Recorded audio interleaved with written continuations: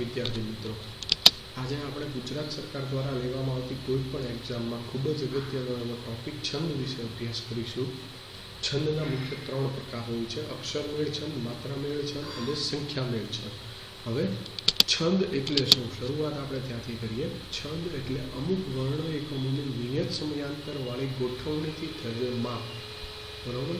તમે વ્યાખ્યાને વ્યવસ્થિત રીતે જોશો તો એ તમને એક રીતે એમ કહેવા માંગે છે કે આ એક પ્રકારનું છંદ, એક પ્રકારનું ગણિત જ છે.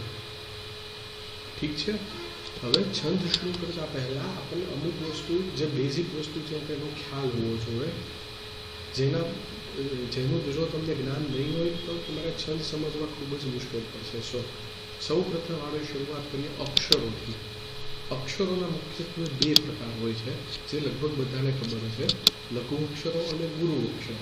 હવે છંદની વાત કરીએ તો છંદમાં અ, ઈ, ઉ અને ઋ અહીં દર્શાવેલા આ 4 શબ્દો જે છે, અ, ઈ, ઉ અને ઋ, બરોબર, આ 4 અક્ષરોને આપણે લઘુ અક્ષરોમાં ગણવામાં આવે છે. ને લંબચોરસ કરીને દર્શાવેલા અક્ષરોને લઘુ અક્ષરો કહેવામાં આવે છે. લઘુ અક્ષરોને યુ અથવા તો અર્ધચંદ્રાકાર સંજ્ઞા દ્વારા દર્શાવવામાં આવે છે. બરોબર. જ્યારે અક્ષરમેળ છંદની વાત હોય ત્યારે આપણે માત્રાઓને ધ્યાનમાં લેવાની નથી, એટલે માત્રાઓનું માપ ધ્યાનમાં લેવાનું નથી. જ્યારે માત્રામેળ છંદની વાત હોય ત્યારે લઘુ અક્ષરની માત્રાને 1 અને ગુરુ અક્ષરની માત્રાને 2 એવી રીતના કિંમત આપવામાં આવે છે. હવે આપણે વાત કરીએ ગુરુ અક્ષર. ગુરુ અક્ષરો એટલે શું? જે અક્ષરોમાં, જે શબ્દોમાં આ, ઈ, ઉ, એ, ઐ, ઓ, ઔ, અહમ આ શબ્દો જ્યારે આવેલા હોય ત્યારે આ શબ્દોને, આ અક્ષરોને ગુરુ અક્ષર કહે છે. હવે ગુરુ અક્ષરોને દર્શાવવા માટેની સંજ્ઞા આ છે, ડેશ. સાદી ભાષામાં કરીએ તો બાદબાકીની નિશાની અથવા તો ડેશ. ઠીક છે. હવે જ્યારે માત્રામેળ છંદની આપણે વાત કરતા હોઈએ ત્યારે ગુરુ અક્ષરો માટે માત્રા 2 ગણવામાં આવે છે, લઘુ અક્ષરો માટે માત્રા 1 ગણવામાં આવે છે. આ તમારે નોટબુકમાં લખવું હોય તો લખી લેજો. ઠીક છે. હવે આપણે આગળ વધીએ. લઘુ અને ગુરુ અક્ષરોની આપણને ખબર પડી ગઈ. તો ત્યારબાદ શું આવશે? તો ત્યારબાદ હજી આવશે અનુસ્વાર અને અનુનાસિક. હવે આ વસ્તુ શું છે તે હવે આપણે સમજીએ. અનુસ્વાર એટલે શું? આપણે જે ઉપર મીંડું કરીએ છીએ એને અનુસ્વાર કહેવામાં આવે છે. ઠીક છે. હવે કોઈ પણ અક્ષર ઉપર અનુસ્વાર તીવ્ર હોય. તીવ્ર એટલે જ્યારે તમે બોલો છો ત્યારે એ વસ્તુની તમને ખબર પડે. જેમ કે તમે આ વસ્તુ બોલો, ગોળ કુંડાળું જે મેં કર્યું છે એ શબ્દ તમે બોલો, પંકજ, ગંગા, દંડ, સંમતિ. આ 4 શબ્દો બોલવામાં, આ 4 શબ્દોની લિસ્ટ ઘણું મોટું છે. અહીંયા આપણે ઉદાહરણ તરીકે આ 4 શબ્દો દેખાડેલા છે. હવે પંકજ, ગંગા, દંડ અને સમિતિ, બરોબર, આ 4 અક્ષરમાં શું થાય છે? અનુસ્વાર છે એ એકદમ તીવ્ર છે. પંકજ બોલવા માટે તમારે એકદમ ભાર દેવો પડે છે. પંકજ, ગંગા. એને લીધે શું થશે? તમે જોશો આગળના નિયમ પ્રમાણે પ, ગ, દ અને સ આ શબ્દો, આ અક્ષરો જે છે એ લઘુ છે, પણ એની ઉપર આપણે અનુસ્વાર તીવ્ર છે એને લીધે એ અક્ષરો ગુરુ ગણાય જશે. એટલે તો શું થશે? અહીં પંકજમાં પંક જે છે એને આપણે ગુરુ ગણવામાં આવશે, ક અને જને લઘુ ગણવામાં આવશે. ઠીક છે. હવે અમુક શબ્દો એવા હોય છે, અમુક અક્ષરો એવા હોય છે કે જેની માટે અનુસ્વાર હોય છે પણ જેનો ઉચ્ચાર મૃદુ થતો હોય છે, એકદમ સામાન્ય થતો હોય છે. બરોબર. જેમ કે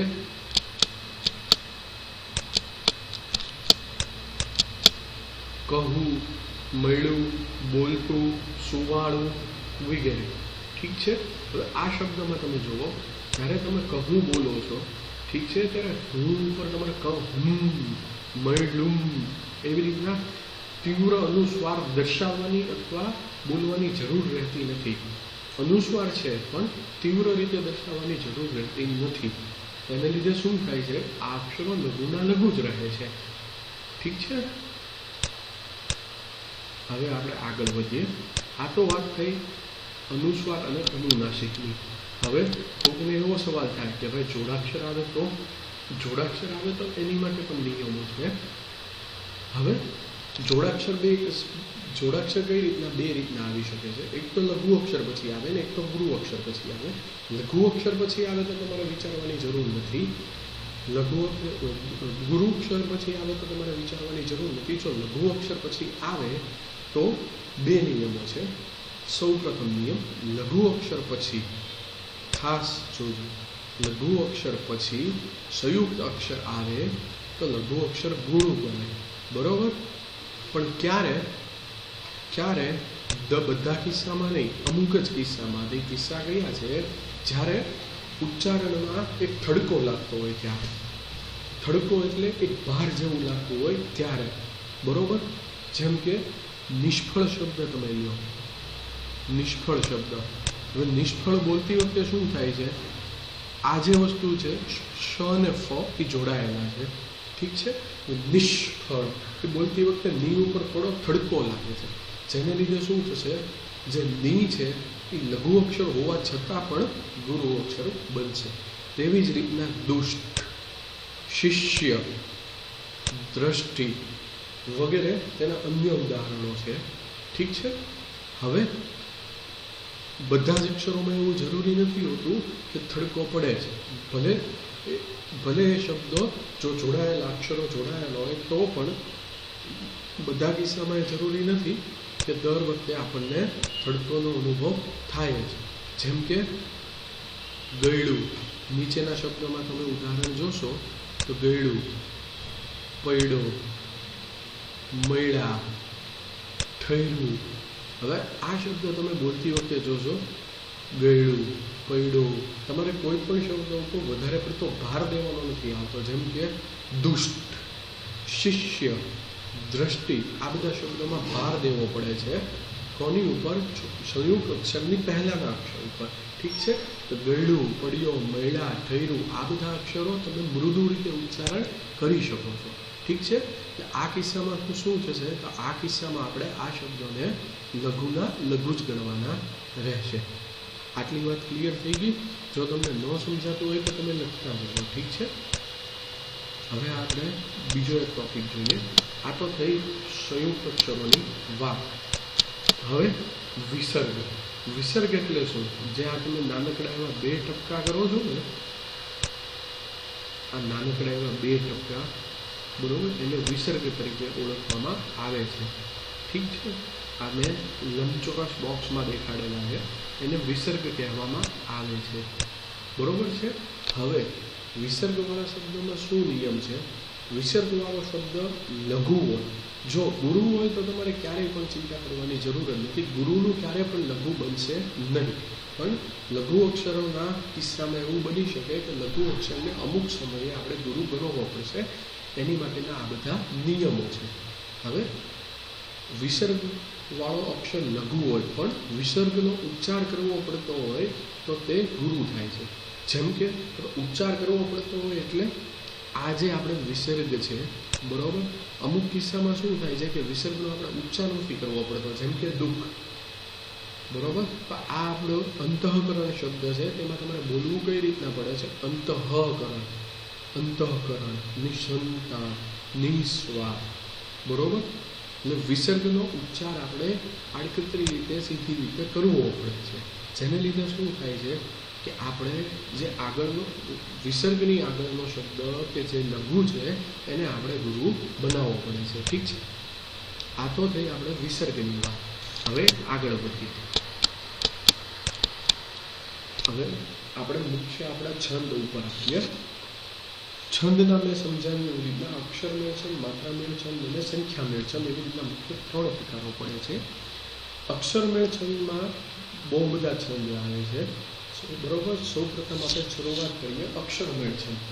હવે જ્યારે પણ તમારી પરીક્ષામાં કોઈ પણ વસ્તુ પૂછેલી હોય કે આ છંદ ઓળખાવો, સૌથી પહેલાં તમારું સ્ટેપ મગજમાં 2-3 વસ્તુ તમારે ક્લિયર હોવી જોઈએ. જેમ કે લઘુ અક્ષરને આપણે યુથી દેખાડવાનો છે, અથવા અર્ધચંદ્રાકારથી, ને ગુરુ અક્ષરને ડેશથી દેખાડવાનો છે. સૌ પ્રથમ વાત.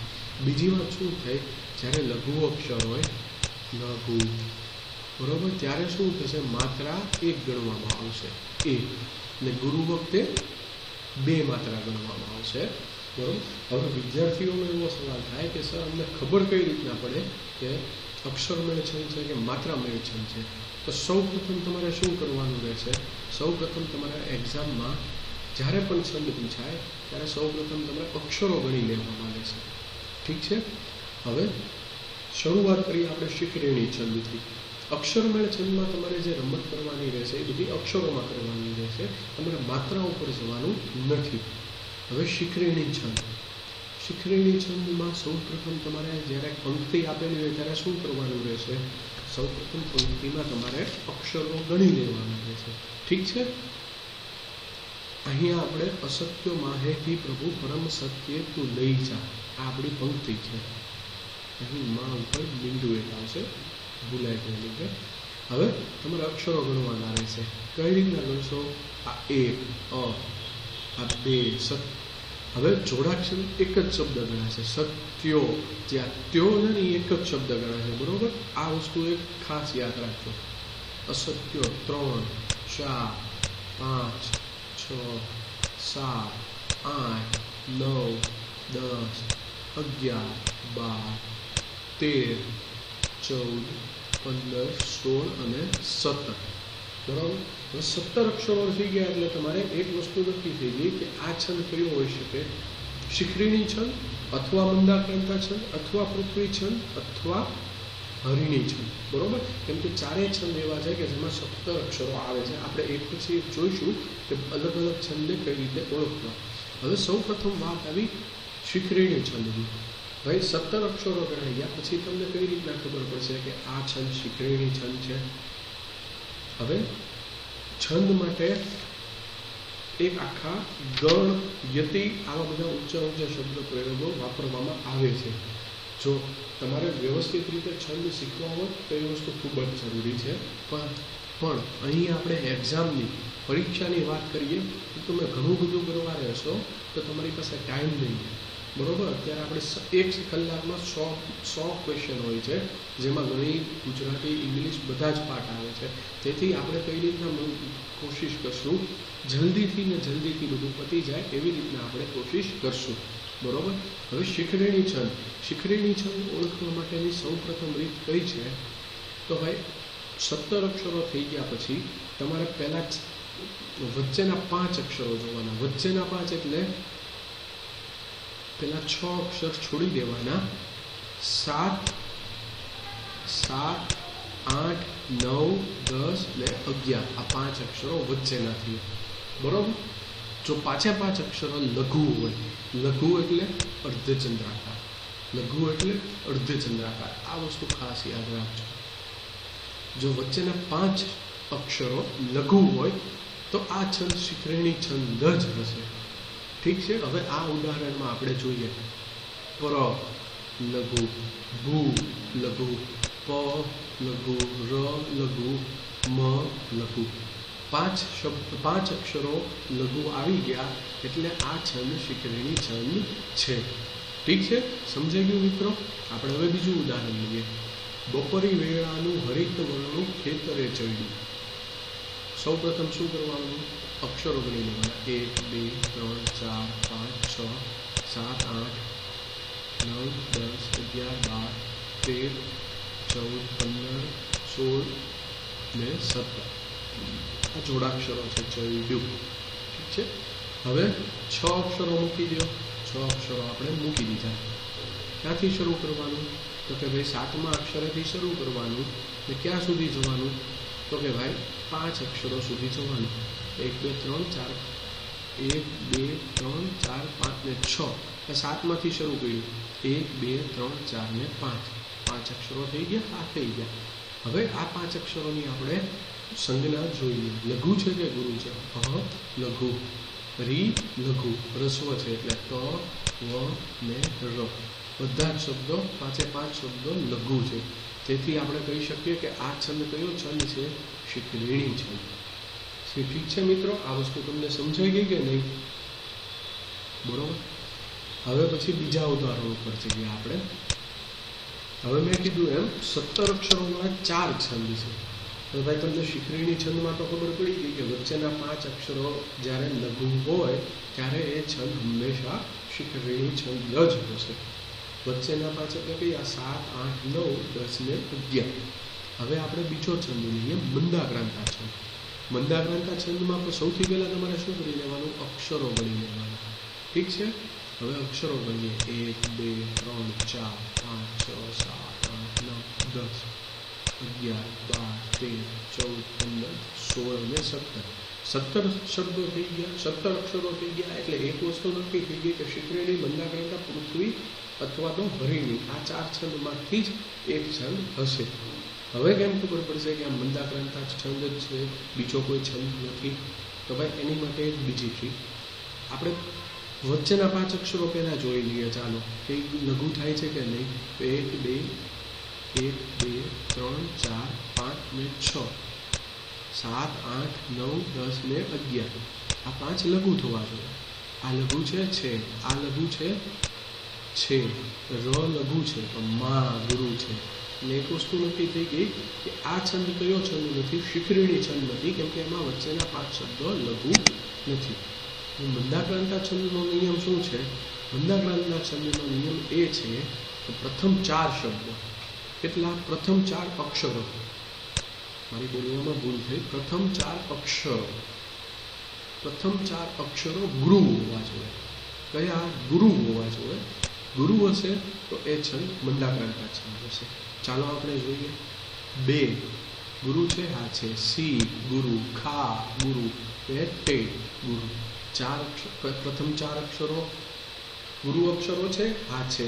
વચ્ચેના 5 અક્ષરો લઘુ અક્ષરો નથી, પણ પ્રથમ 4 અક્ષરો ગુરુ અક્ષરો છે. તેથી આ છંદ કયો છંદ થશે? મંદાક્રાંતા છંદ. કયો છંદ મિત્રો? મંદાક્રાંતા છંદ. હવે આપણે બીજું ઉદાહરણ જોઈએ.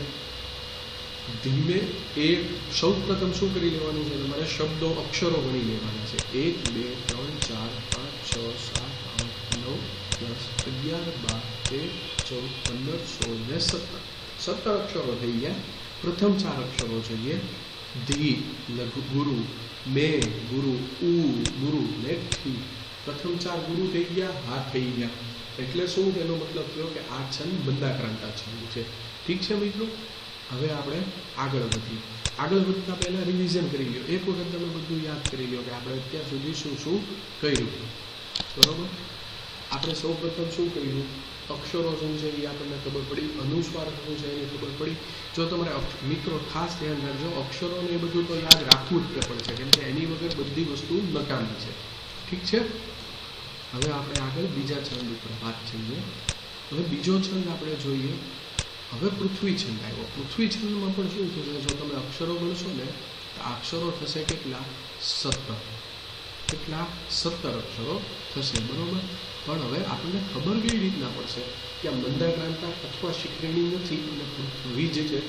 હવે પૃથ્વી છંદ માટેનો નિયમ શું છે? પૃથ્વી છંદ માટેનો નિયમ એ છે કે કોઈ પણ નિયમ જ નથી. સાંભળવામાં થોડું હાસ્યાસ્પદ લાગશે, પણ ધ્યાનથી જુઓ. આપણે શું વાત કરેલી? જ્યારે શિખરીણી છંદ હોય ત્યારે વચ્ચેના 5 અક્ષરો 7, 8, 9, 10 અને 11 એ લઘુ હોવા જોઈએ. અહીંયા છે તો કે ભાઈ નથી. રા છે એ ગુરુ થઈ ગયો. મંદાક્રાંતના છંદનો નિયમ શું છે કે પ્રથમ 4 શબ્દ, પ્રથમ 4 અક્ષરો ગુરુ હોવા જોઈએ. છે તો ભાઈ કંઈ નથી. હવે શું વધ્યું? પ્રથમ 4 ગુરુ નથી અને વચ્ચેના 5 લઘુ નથી. એટલે કયો છંદ? તો કે ભાઈ પૃથ્વી છે. જે છંદમાં શિખરીણી છંદ અને મંદાક્રાંતાનો નિયમ ન લાગે તે છંદ થશે પૃથ્વી છે. નિયમ સાદો જ છે, તમને સમજાઈ ગયો. ઠીક છે. બીજું ઉદાહરણ જોઈએ. મને શિશુ તળી ગમી, સરળ સૃષ્ટિ સ્નેહભર. વચ્ચેના 5 અક્ષરો આપણે ટીક કરીએ. આ 5 અહીં મેં છે એ ગુરુ છે. એટલે એક વસ્તુ નક્કી થઈ ગઈ, આ છંદ શિખરીણી છંદ નથી. હવે પ્રથમ 4 જોઈએ. મને શિશુ, અહીં મ પણ લઘુ છે અને શી શુ પણ લઘુમાં આવે. તેથી બીજી વાત પણ નક્કી થઈ ગઈ કે આ છંદ મંદાક્રાંતા છંદ નથી. હવે આપણી પાસે કયો છંદ લીધો? તો કે ભાઈ પૃથ્વી છંદ. કયો છંદ? પૃથ્વી છે. બરોબર. વિદ્યાર્થી મિત્રો 3 છંદ આપણે કર્યા. શિખરીણી, મંદાક્રાંતા અને પૃથ્વી. શિખરીણી છંદમાં વચ્ચેના 5 શબ્દો લઘુ શબ્દો, વચ્ચેના 5 અક્ષરો લઘુ અક્ષરો. મંદાક્રાંતામાં ખાસ યાદ રાખજો, પ્રથમ જે ચાર અક્ષરો છે તે ગુરુ હશે અને પૃથ્વીમાં આ બંને નિયમો લાગુ નહીં પડે. હવે હરિણી છંદની વાત આવી. હરિણી છંદ એટલે શું વિદ્યાર્થી મિત્રો? તો હરિણી છંદમાં 17 અક્ષરો જ હશે. અક્ષરનો એ છંદ છે, 17 અક્ષરો હશે. તો ભાઈ પાછો સવાલ થાય કે સર અમને શિખરીણી, મંદાગ્રંથા અને પૃથ્વી સિવાય કેમ ખબર પડી કે આ છંદ હરિણી છંદ છે? તો ભાઈ એની માટે પણ એક ટ્રીક છે. આગલા તમે પાછળના કોઈ પણ 3 છંદ જોશો, બરોબર, તેમાં પ્રથમ 3 અક્ષરો લઘુ નહીં આવે કોઈ પણ છંદમાં. શિખરેણીમાં પણ નહીં, પૃથ્વીમાં નહીં અને મંદાગ્રંથામાં પણ તમને ખબર છે કે પ્રથમ 4 અક્ષરો જે છે એ ગુરુ છે. તો હરિણી છંદ ઓળખવા માટેની ટ્રીક શું? પ્રથમ 3 અક્ષરો લઘુ હોય, પ્રથમ 3 અક્ષરો ખાસ યાદ રાખજો, લઘુ હોય તો એ છંદ શિખરેણી હરિણી છંદ છે. બરોબર વિદ્યાર્થી મિત્રો, યાદ રહી ગયું? હરિણી છંદ છે જો પ્રથમ 3 અક્ષરો લઘુ હોય તો.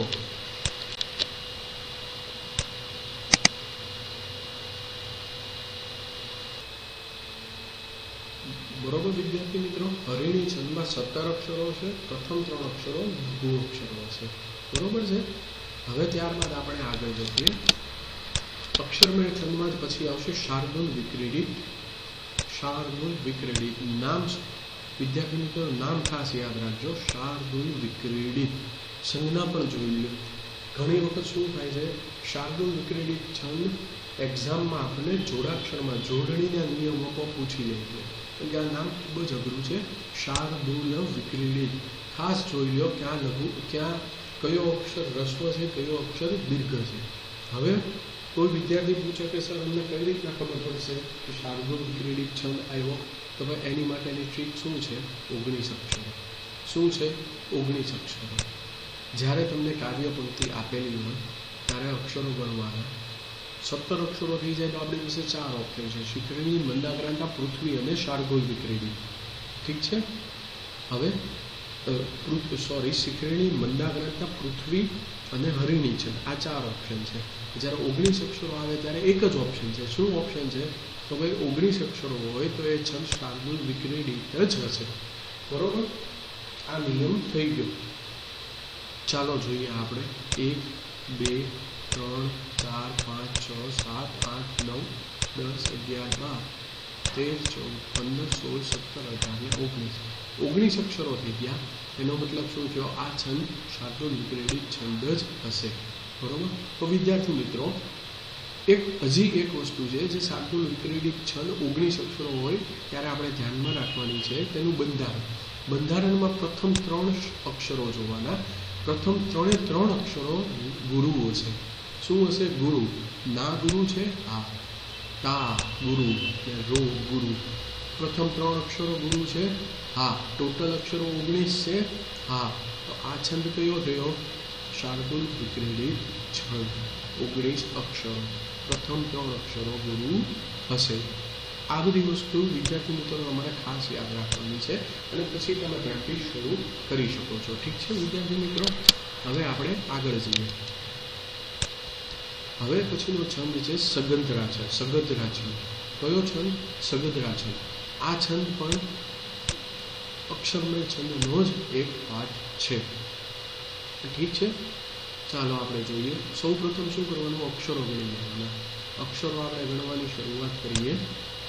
1 2 3 4 5 6 7 8 9 12 13 14 15 16 17 18 19 20 અને 21. 21 અક્ષરો થઈ ગયા. બરોબર. એટલે શું થયું? આ છંદ સગંધરા છંદ છે. પણ હા વિદ્યાર્થી મિત્રો, બીજી એક વાત ખાસ જોઈ લેવાનું. પ્રથમ 3 અક્ષરો આમાં પણ શાર્દૂલ વિક્રીડિત છંદની જેમ જ સગંધરા છંદમાં પણ પ્રથમ 3 અક્ષરો ગુરુ હશે. કયા હશે? ગુરુ હશે. ધી ગુરુ છે, હા. મે ગુરુ છે, હા. અને ધી ગુરુ છે, આ છે. તો જ આ છંદ સગંધરા છંદ હશે. 21 અક્ષરો, પ્રથમ 3 ગુરુ, તો સગંધરા છંદ. બીજું ઉદાહરણ તમે તમારી રીતના કરી શકો છો. હું તમને થોડો ટાઈમ આપું છું.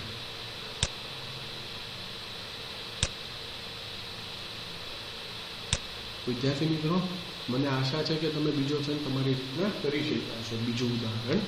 હવે આપણે આગળ વધીએ. સગદ્રા છંદ પછી આવશે આપણે માલિની છંદ. માલિની છંદ એ પણ એક અક્ષરમય છંદનો જ એક પ્રકાર છે. માલિની છંદની વિશેષતા શું છે? માલિની છંદમાં 15 અક્ષરો હશે. ઠીક છે, માલિની છંદમાં કેટલા અક્ષરો હશે? 15 અક્ષરો હશે. ખાસ યાદ રાખજો, 15 અક્ષરો હશે. 1 2 3 4 5 6 8 9 10 11 12 13 14 અને 15 અક્ષરો. 15 અક્ષરો થઈ ગયા. બીજી વસ્તુ, પ્રથમ 3 અક્ષરો તમારે જોવાના રહેશે. કયા? પ્રથમ 3 અક્ષરો તમે જુઓ. પ્રથમ 3 લઘુ અને ટોટલ અક્ષરો 15. એનો મતલબ શું થયો? આ છંદ જે છે એ માલિની છંદ જ હશે. બરોબર? શું નિયમ થયો? ટોટલ અક્ષરો, કુલ અક્ષરો 15 થશે અને પ્રથમ 3 અક્ષરો લઘુ થશે, તો આ છંદ થશે માલિની છંદ. બરોબર છે? હવે ત્યારબાદ આપણે આવીએ ઇન્દ્રવજા છંદ.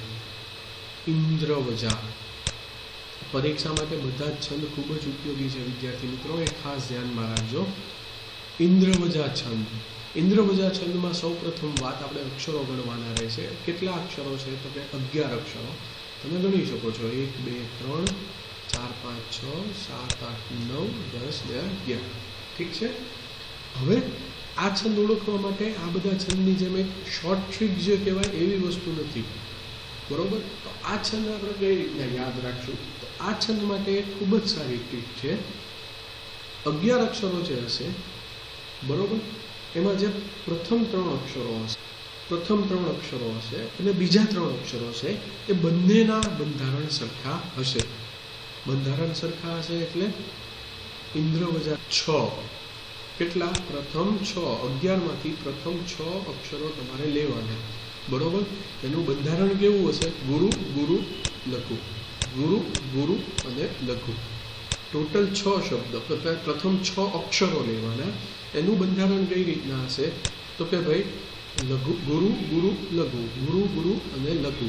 જો આ બંધારણ હોય અને 11 અક્ષરો હોય, તેનો મતલબ શું થયો? કે આપણે જે આપેલો છંદ છે એ ઇન્દ્રવજા છંદ જ છે.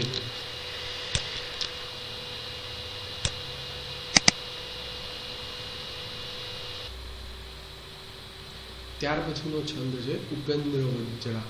ઉપેન્દ્ર વજ્રા છંદ, જેમાં પણ 11 અક્ષરો હશે. ઇન્દ્રવજા છંદની જેમ આ છંદમાં પણ 11 અક્ષરો હશે. હવે આ છંદ ઓળખવા માટેની રીત શું? આપણે જે રીતના જોયું, ઇન્દ્રવજા છંદમાં કઈ રીતના હશે? ગુરુ ગુરુ અને લઘુ, ગુરુ ગુરુ અને લઘુ, ગુરુ ગુરુ અને લઘુ.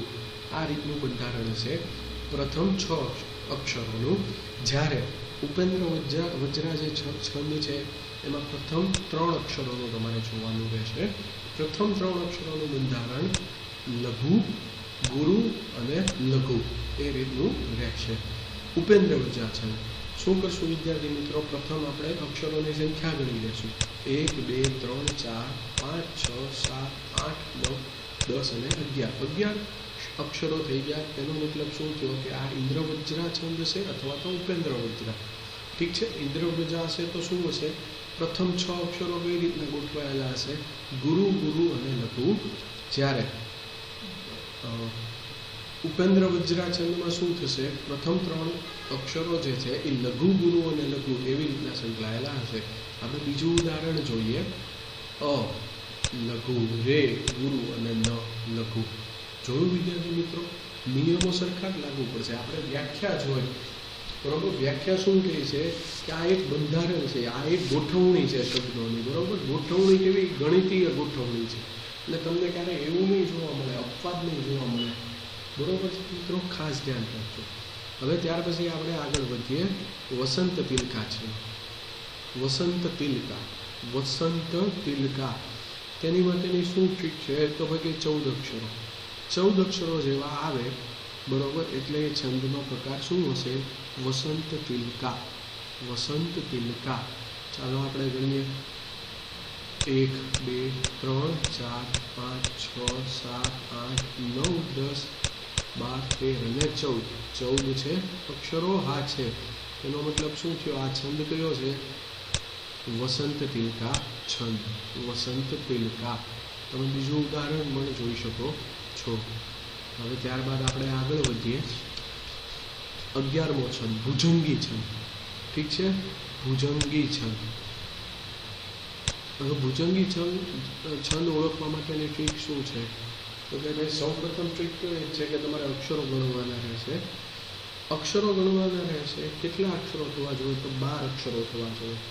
આપણે ગણી લઈએ, ચાલો. 1 2 3 4 5 6 7 8 9 10 11 અને 12. મિત્રો ખાસ યાદ રાખજો, જોડાક્ષરો છે એ એક જ ગણાશે. ભવ્ય, ભાવ્યો, આવ્યો એ બધું એક જ ગણાશે. વ અને યને આપણે અલગ ગણવાના નથી. એ બંને એકમાં જ આવશે. આ વિદ્યાર્થી મિત્રો તમે ખાસ ધ્યાન રાખજો. બરોબર. હવે 12 અક્ષરો થઈ ગયા. હવે આપણને કઈ રીતના ખબર પડશે કે આ ભુજંગી છંદ છે? તો ભાઈ આ છંદની ખાસિયત એ છે, ભુજંગી છંદની, કે જેમાં તમે 3-3ના જ્યારે જોડકા બનાવશો, 3 આ 3 પાછા 3 ફરી વખત 3 એ ફરી વખત 3 એવી જ રીતના નીચે 3 આ 3 આ 3 અને છેલ્લા 3. બરોબર. આ બધા જ જોડકામાં બંધારણ સરખું હશે. સરખું એટલે કયું હશે? લઘુ, ગુરુ અને ગુરુ. આપણે જોઈએ હ લો દુ એ પહેલું છે, આપણો પહેલો પાઠ છે. એમાં શું થશે? બંધારણ લઘુ ગુરુ ગુરુ થશે, આ થશે. પછી જોઈએ ર થી ને દે, એમાં શું થશે? લઘુ ગુરુ અને ગુરુ. તમે આગળ જતા જશો બધામાં એક જ સરખું બંધારણ બનશે. શું બનશે? લઘુ ગુરુ ગુરુ. ખાસ યાદ રાખજો, ભુજંગીમાં શું થશે? લઘુ ગુરુ અને ગુરુ. લઘુ ગુરુ અને ગુરુ. આ વસ્તુ ખાસ યાદ રાખજો વિદ્યાર્થી મિત્રો. લઘુ ગુરુ અને ગુરુ જ થશે ભુજંગી છંદમાં. બરોબર. ત્યારબાદ આવશે ત્રોટક છંદ. ત્રોટક છંદમાં ટોટલ કેટલા શબ્દ, કુલ કેટલા અક્ષરો હશે? 12 અક્ષરોની સંખ્યા 12 હશે. ત્રોટક છંદમાં પણ ટોટલ અક્ષરોની સંખ્યા 12 હશે. બરોબર. હવે ખબર કઈ રીતના પડે કયો છંદ ભુજંગી છે અને કયો છંદ ત્રોટક છે? બરોબર. એની માટેની ટ્રીક શું છે? ભુજંગમાં 3 શબ્દોમાં તમે જ્યારે ભાગ પાડશો, ભ લો ને દુ, આ 3નું જોડકું બનાવ્યું, બીજું જોડકું બનાવ્યું, ત્રીજું જોડકું બનાવ્યું ને આ ચોથું જોડકું, એવી રીતના નીચે પણ તમે બનાવી શકો છો. બરોબર. ત્યારે બંધારણ શું આવશે? ભુજંગીમાં લઘુ ગુરુ ગુરુ છે અને ગુરુ છે. લઘુ છે, ગુરુ છે અને ગુરુ છે. જ્યારે ત્રોટક છંદના કિસ્સામાં શું થશે? ત્રોટક છંદના કિસ્સામાં લઘુ લઘુ ને ગુરુ. ફરી વખત આપણે જોઈએ શું બનશે? લઘુ લઘુ અને ગુરુ. બને છે? હા બને છે. બીજું 3 જોડકું લે. બરોબર. પ્રથમ 3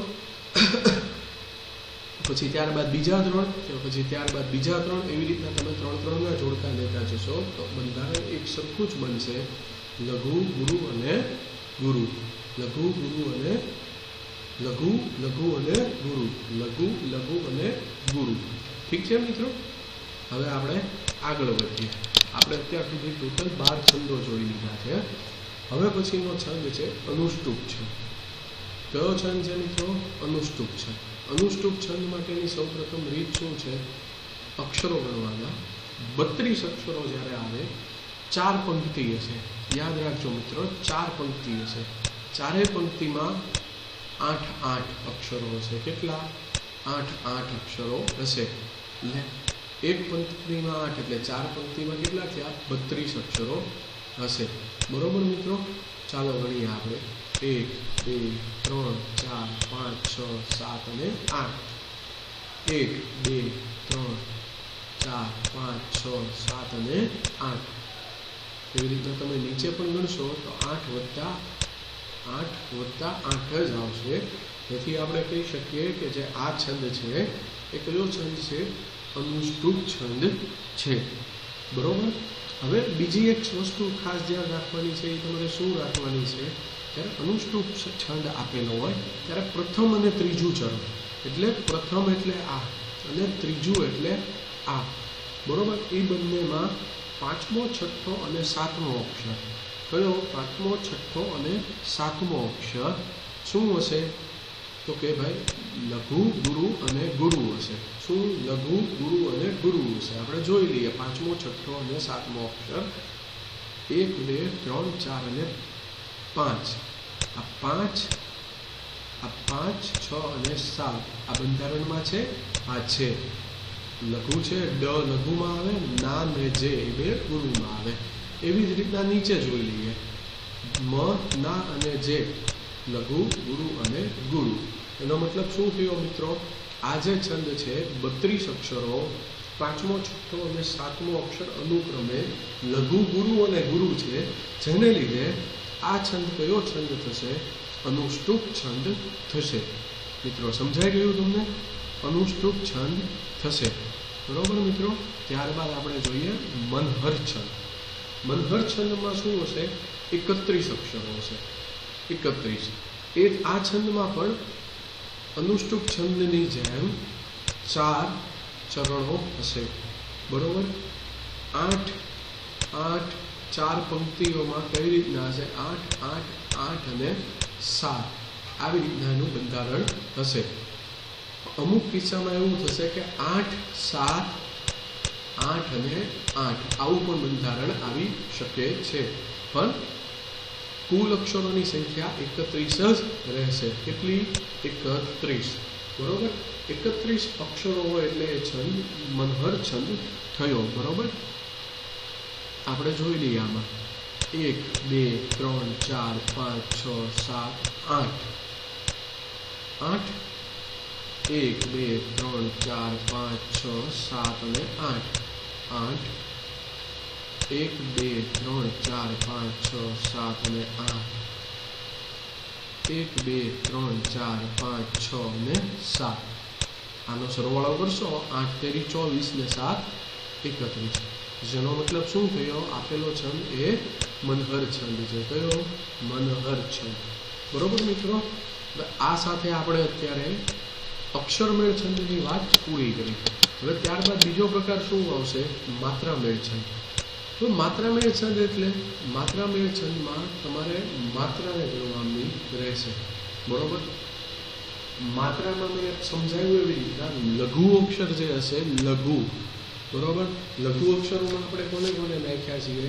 લઘુ અક્ષરોમાં આપણે અ, ઈ, ઉ અને ઋ આ 4 અક્ષરોનો સમાવેશ કરેલો છે. બરોબર. એની સંજ્ઞાને આપણે એની કિંમત આપણે 1 લેવાની. કોની? લઘુ અક્ષરોની. અને ગુરુ અક્ષરો જેની સંજ્ઞા ડેશ છે એની કિંમત આપણે 2 લેવાની. મિત્રો ખાસ યાદ રાખજો, જ્યારે માત્રામેળ છંદ આવે ત્યારે તમારે લઘુ, ગુરુ, અર્ધચંદ્રાકાર અને ડેશ આ બે સાઈનો ભૂલી 1 અને 2 સાથે રમવાનું રહેશે. બરોબર. 1 અને 2 ના કિસ્સામાં તમારે હવે છંદના પ્રકાર નક્કી કરવાના રહેશે. માત્રામેળ છંદમાં પ્રથમ છંદ છે દોહરા છંદ. કયો છંદ? દોહરા છંદ. હવે દોહરા છંદમાં આપણે એક વાત કરીએ. દોહરા છંદમાં ટોટલ 4 ચરણ હશે. કેટલા ચરણ? તો કે ભાઈ 4 ચરણ હશે દોહરા છંદમાં. બરોબર. હવે વિદ્યાર્થી મિત્રો તમને એમ સવાલ થશે કે ખબર કેમ પડે સાહેબ કે કયો છંદ છે આ? બરોબર. તો એની માટેની એક ટ્રીક છે. પહેલા અને ત્રીજા ચરણમાં ખાસ જોજો મિત્રો, પહેલા અને ત્રીજા ચરણમાં 13 માત્રાઓ હશે, જ્યારે બીજા અને ચોથા ચરણમાં 11 માત્રાઓ હશે.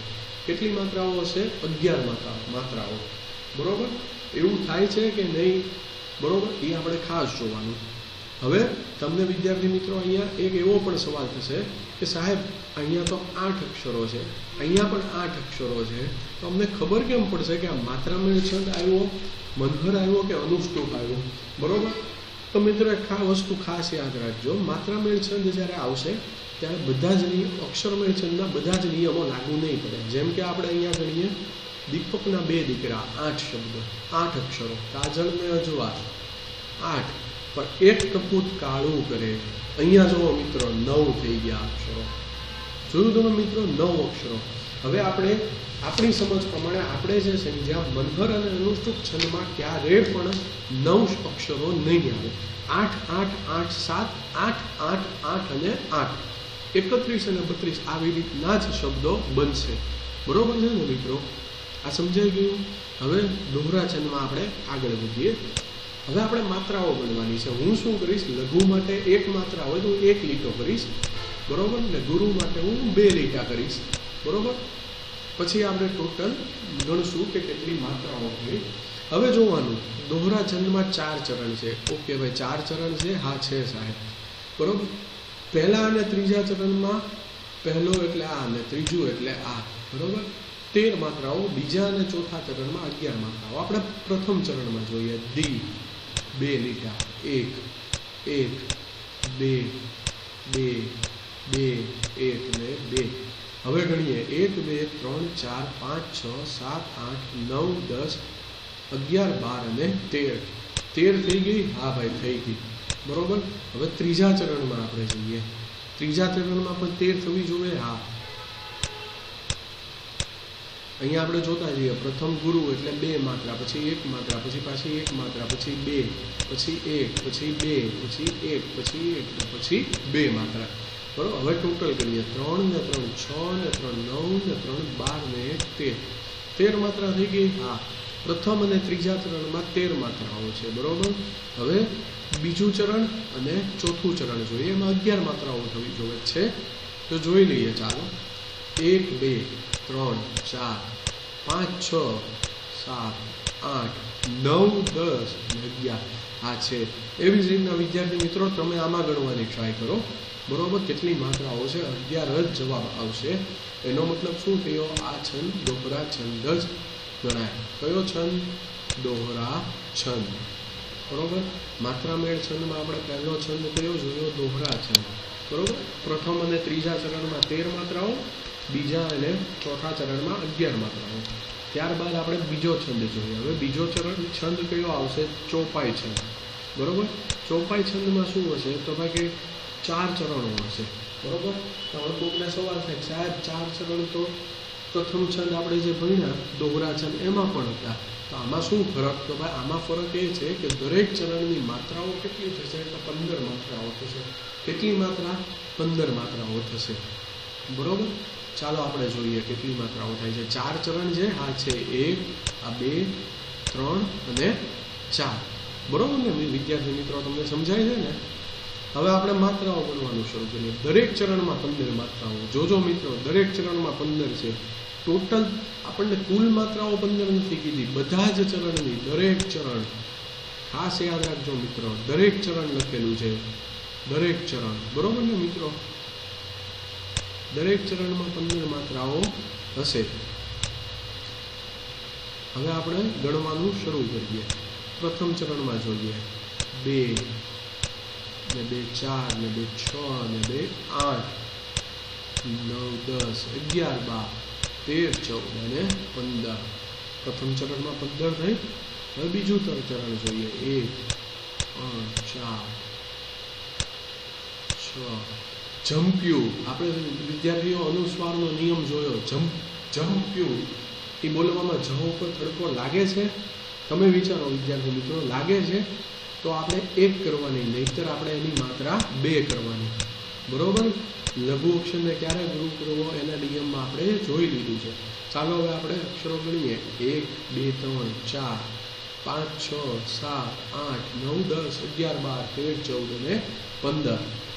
એક તમે વિદ્યાર્થી મિત્રો આ નિયમ જોઈ લીધો. જમ્પ્યું બોલવામાં જ્યારે તીવ્રતા આવે છે, ફડકો લાગે છે, જોડાક્ષરની આગળનો શબ્દ બોલવામાં જ્યારે ફડકોનો અનુભવ થાય ત્યારે લઘુ હોય તો પણ એને ગુરુ ગણવાનો. શું? લઘુ હોય ત્યારે પણ એ અક્ષરને ગુરુ ગણવાનો. 15 માત્રા થઈ ગઈ? હા થઈ ગઈ. એવી જ રીતના વિદ્યાર્થી મિત્રો હવે તમે આગળનામાં જોશો તો 15 + 15 એવી રીતના જ માત્રાઓ થશે. ચોપાઈ છંદનો તમને નિયમ યાદ રહી ગયો? ચોપાઈ છંદમાં શું થશે? 4 ચરણ હશે અને દરેક ચરણમાં 15 માત્રાઓ હશે. હવે આપણે વાત કરીએ હરિગીતની. હરિગીતમાં 4 ચરણ છે. દરેક ચરણમાં 28 માત્રા હશે, બરોબર છે મિત્રો? 4 ચરણ હશે અને દરેક ચરણમાં 28 માત્રાઓ હશે, બરોબર. હવે આપણે ગણવાનું શરૂ કરીએ. 1 2 3 4 5 6 7 8 9 10 11 12 13 14 15 16 17 18 19 20 21 22 23 24 25 27 અને 28.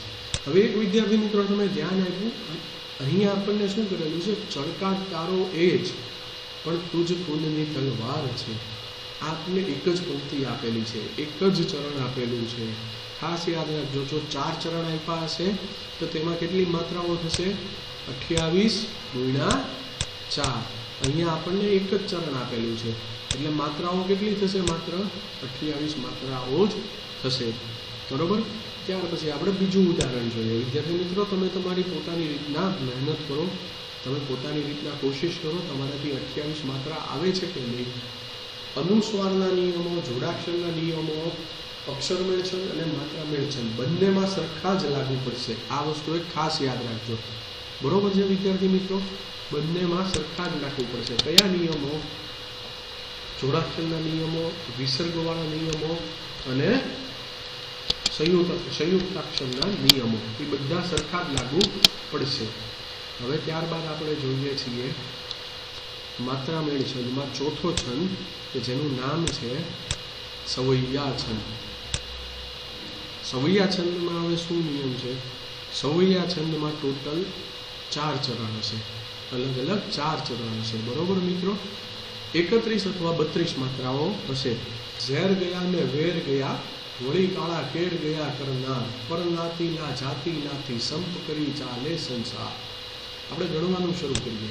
1 2 3 4 5 6 7 8 9 10 11 12 13 14 15 16 17 18 19 20 21 22 23 24 25 26 27 28 29 30 31 અને 32. તમે જોયું વિદ્યાર્થી મિત્રો, અહીંયા આપણે કેટલી માત્રા છે? 32 માત્રા છે. ત્યારબાદ આપણે વિદ્યાર્થી મિત્રો આવીએ જૂલના છંદ ઉપર. માત્રામેળ છંદનો આ છેલ્લો પ્રકાર છે જૂલના છંદ, 5મો અને છેલ્લો પ્રકાર મિત્રો. બરોબર. હવે જૂલના છંદમાં શું હશે? 4 ચરણો હશે ટોટલ. કેટલા ચરણો હશે? 4 ચરણો હશે. બીજા બધા છંદની જેમ આમાં પણ 4 ચરણો હશે. માત્રામેળ છંદમાં 4 ચરણો હોય છે. 4 ચરણોમાં શું ખાસિયત છે? દરેક ચરણમાં 37 માત્રા છે. શું કહેવા માંગે છે? દરેક ચરણમાં, એક ચરણમાં નહીં, દરેક ચરણમાં 37 માત્રાઓ હશે. બરોબર. આપણે જોઈએ મિત્રો 2 3 4 5 6 7 8 9 10 11 12. મંડપે જો મિત્રો અનુસ્વાર આવ્યો, મંડપ. બોલવામાં ભાર લાગે છે, તીવ્ર ઉચ્ચાર છે એટલે આપણે 2 માત્રા ગણી. બરોબર છે. પછી આગળ વધીએ આપણે.